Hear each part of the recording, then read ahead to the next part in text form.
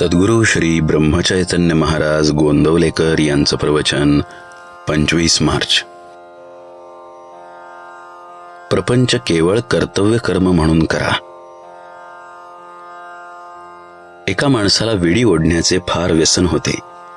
तो आजारी पडल्यावर त्याने डॉक्टरांना सांगितले, मला तुम्ही औषध दिले तरी मी विडी सोडणार नाही. त्याचा डॉक्टर फार हुशार होता. त्याने त्याला एक गोळी देऊन विडी ओढण्यापूर्वी ती तोंडात धरत जा म्हणून सांगितले. त्या गोळीमुळे विडीच्या तंबाखूचे विष त्याला बाधत नसे. तसे आपण प्रपंच करताना वागले पाहिजे. प्रपंच आम्हाला सुख देईल ही आमची कल्पनाच नाहीशी झाली पाहिजे. म्हणजे प्रपंचाची हावही कमी होईल आणि नंतर कर्तव्यापुरतेच आम्ही प्रपंचात राहू. जोपर्यंत प्रपंचाकडे आमची दृष्टी आहे तोपर्यंत आम्हाला समाधान कालत्रयीही मिळणे शक्य नाही.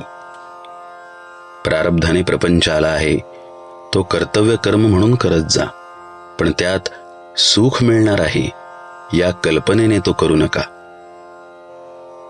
प्रपंची लोकांचा स्वभाव फार विचित्र आहे. त्यांना खरे सांगितले तर ते आवडत नाही.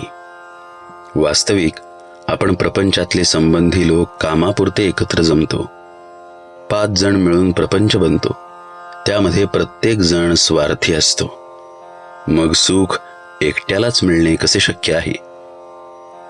नुसता प्रपंच तापदायक नाही, आकुंचित प्रपंच तापदायक आहे. आपले खरे समाधान भगवंताजवळ आहे ही खूणगाठ पक्की बांधून प्रपंचात वागा. ज्याप्रमाणे व्यापारात नफा व्हावा म्हणून व्यापार करतात, तो होत नसेल तर व्यापारात काहीच तथ्य नाही. तसेच प्रपंचात समाधान हा नफा आहे. तो जर मिळत नसेल तर प्रपंचाचा लोभ धरण्यात काय फायदा आहे? तुझ्या असमाधानाचे कारण नक्की सांग असे जर आपण एखाद्याला विचारले तर त्याला खात्रीलायक कारण सांगता येणार नाही. याचा अर्थ असा की तत्वदृष्ट्या समाधान व्हायला खरोखरच कशाची जरुरी नाही, पण ही गोष्ट कुणाला पटत नाही. आहे त्या अवस्थेमध्ये आपले समाधान टिकत नाही आणि पाहिजे ती वस्तू मिळाली तरी आपण पूर्ण सुखी होत नाही. कैदेतल्या माणसाला मी सुखी आहे असे वाटणे कधी शक्य आहे का? तशी प्रपंची माणसाची अवस्था आहे. खरोखर प्रपंचात समाधान आनंद मिळत नाही हे अगदी सर्वांना कळते, परंतु शहरातले लोक केवळ अभिमानामुळे आणि खेड्यातले लोक अज्ञानामुळे जसे वागायला पाहिजे तसे वागत नाहीत.